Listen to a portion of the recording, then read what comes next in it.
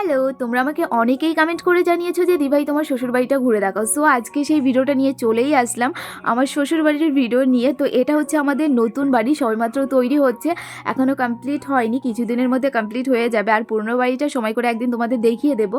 আর আমি যে জায়গাটাতে দাঁড়িয়ে আছি এটা হচ্ছে আমার রুম, তো সেটাই তোমাদের একটু দেখাচ্ছিলাম।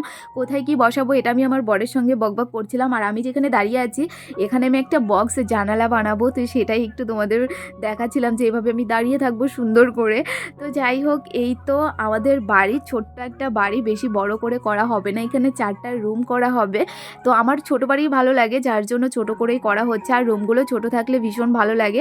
তো আমার রুমটা ছাড়া সব রুমগুলোই একটু ছোটই আছে আর কি, তাছাড়া আমার রুমটাই একটু বড়, যেহেতু ভিডিও করব যার জন্য একটু বড়ই রেখেছি। এই তো আমার পুরো বাড়িটা কিছুদিন পরে স্বপ্নের মতো করে সাজিয়ে নেব। তো যাই হোক, কেমন লাগলো আমার বাড়িটা অবশ্যই কিন্তু কমেন্ট করে জানাবে। তো যাই হোক, চলো আজকের ভিডিওটা এখানে শেষ করছি, টাটা।